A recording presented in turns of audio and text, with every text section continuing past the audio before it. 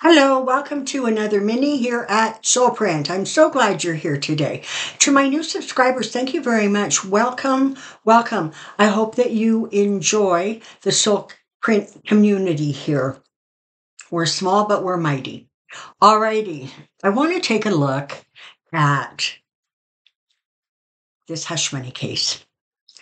All right. And, we kind of focus on the whole he paid off a porn star thing, but that's not actually what happened. Well, he did, but that's not what the focus is. The focus is about the fact that he covered it up, and that created something like 31 counts of election financing crime. So he's in trouble, right? I mean, I think as long as we just focus on Stormy Daniels and the porn star thing, it doesn't actually sort of hold the significance that, in fact, it probably should. So that thing is scheduled to go forward on Monday, April 15th. That's when jury selection is going to start. So I want to take a kind of peek and see how that case is going to go, how it's, how things are going to unfold, what's going to happen. We know that over the weekend or early on Monday, Judge Marchand, he expanded that gag order to now include family members. And I think even the DA's office, I'm not sure, but he expanded it because Trump wouldn't stop, and he wouldn't shut up about his daughter. And whatever Trump was going on about, there was sort of some kind of I don't even know what, a posting of some kind that went out, and it's been proven that it was fake. It wasn't her. It was created by AI or however they do that. But, he won't shut up about it was her. So the judge is really clamping down on him. And I suspect that, and I think we've kind of known this, that judge sort of falls into the same category as Judge Shutkin. They're not playing, all right? They're serious, and they do not want their courtrooms turned into a, circus act. So Trump is going to be up against a judge that is a little bit harder to deal with, I think, than Erdogan was. He was kind of slow to react, and it was a civil case, and this is a whole different ball of wax. So let's take a peek and see how that's going to unfold and how, the Trump is going to do. As you can see, I'm channeling this. Sometimes it's just easier to channel when you're dealing with kind of a broad subject where you want little pieces from different areas. All right. So first, this thing is starting on April 15th.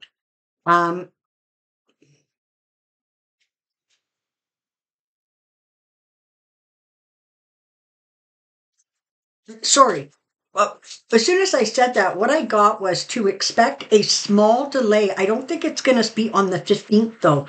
I think it might be later that week or the beginning of the following week. It feels like somebody's sick. Like, they're just going to call in and they're sick, but they need to be there. So don't be surprised if that happens. It's not the end of the world. Somebody just has like a stomach bug or the cold or something. All right. This thing is going to move forward. I'm being told that they're going to have to go through kind of a fair number of people to be selected for the jury. Interestingly, it feels more like, and this kind of happened, can't remember where it happened, but with the E. Jean Carroll case, where the problem is going to be not that they love Trump, but that they hate him, and that there are people that are going to need to be excused simply because they can't separate their feelings or previous knowledge of his behavior from this case. So expect them to kind of have to shuffle through a goodly number of people before they are able to get the number of jurors that they need. This feels actually very sort of like an even split at this point energetically between men and women. It doesn't feel particularly like lopsided. It feels sort of balanced. So there's that. I'm hearing that the jury selection could take, um,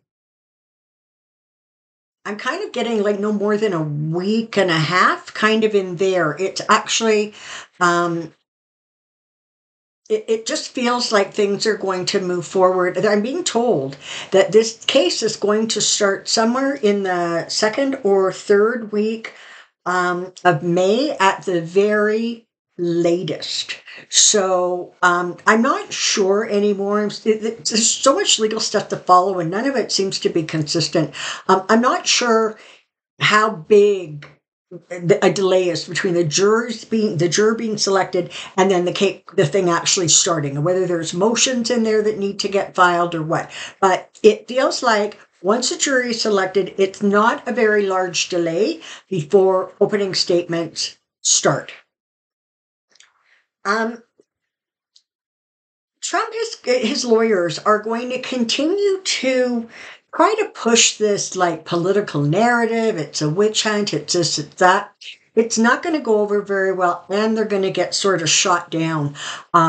They also are going to need to be very, very mindful about suggesting that anything um, underhanded or kind of illegal went on with the prosecution, because the judge is not going to tolerate that. He already slapped them back once when they did that, and he will not hesitate to slap them back again.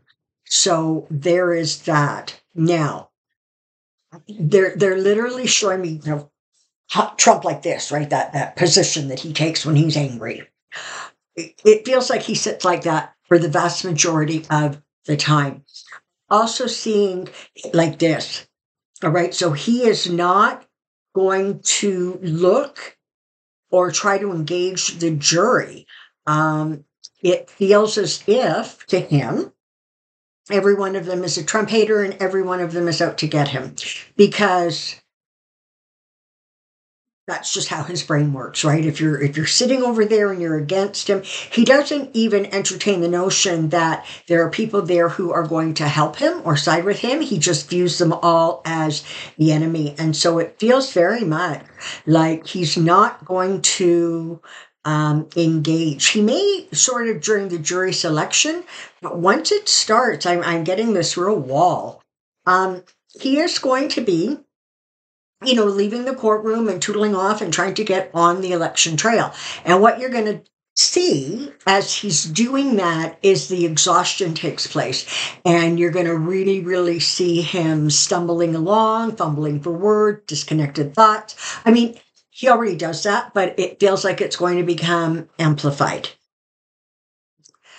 I'm being told, and I don't know, write this down in the calendar and see if me and Spirit, or either one of us, are actually close to accurate here.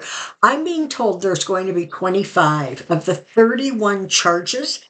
I'm being told 25 of them are going to result in a guilty verdict. This is a paper case. This is a document case. And it's really hard to argue with, a check and an amount of money and a signature.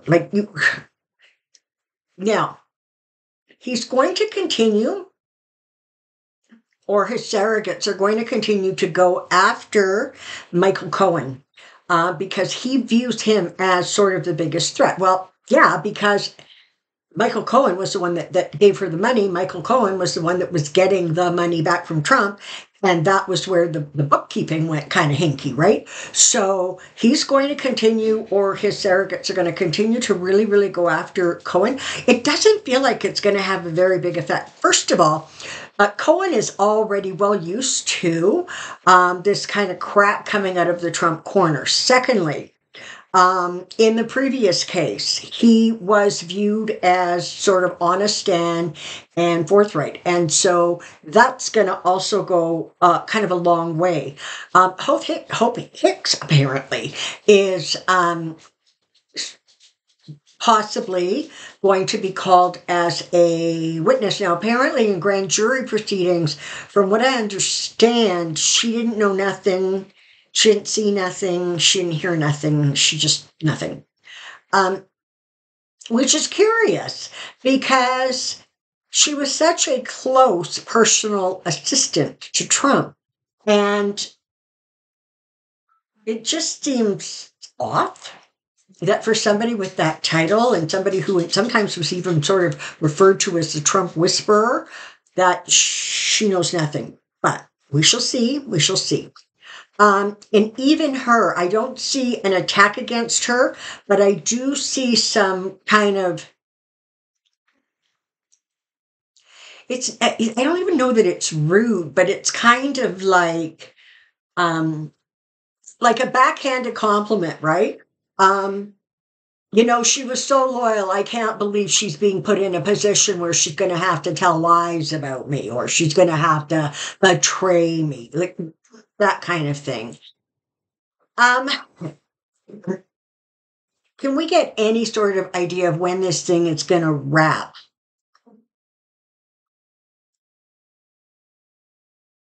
I'm getting June, and it doesn't even feel like late June. So we shall see how that unfolds. So this case is going ahead. The judge ain't putting up with no crap. Trump's going to be angry and petulant and behaving like a child. His lawyers are going to get slapped back several times because of things that they're trying to say or imply in court. The prosecution has a very strong case, I'm being told, and because it's a document case, it's going to be very, very easy for the jury to be able to, follow the dots. It feels as if jury selection is going to take a week to a week and a half, and the case is going to start shortly thereafter. I'm actually kind of getting the feeling that the defense is not going to actually put up much of a defense. So we'll see if that energy shifts and changes as this thing goes along. But it sort of feels like they actually don't have a defense. And so they may very well try to go with that. Yeah, they didn't prove anything. We're not even going to waste our time, but we shall see. And as I said, 25 of the 31 counts seem to, at this point, result in a guilty verdict. So that's what I know about that case. I'm just seeing if there's anything else. They literally are showing me Trump, and this is an insult to 2 and 3 year olds. Okay, every once in a blue moon you see that 2 or 3 year old like prone at the grocery store floor and like banging the floor and kicking it. Except it's Trump. That's going to be his behavior by and large. He's going to get into trouble because he's not going to be able to refrain from saying things that the gag order is restricting him from saying. There's going to be a lot of ranting and raving about that gag order. And as I said, the exhaustion, the stress, the anxiety, the worry is really going to contribute to this kind of unhinged and disjointed presentation at rallies. I also believe that he is not going to be able to carry on his little press conferences right outside the doors of the courtroom. I believe he has to be outside.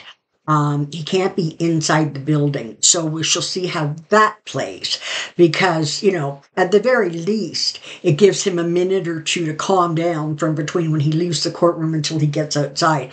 But I don't know that that's long enough to actually satisfy anything. Certainly, people who are involved in this need to be very careful and mindful of their personal protection. I'm not seeing anything outrageous, but I don't think we're going to get through that entire trial without hearing about an incident or two.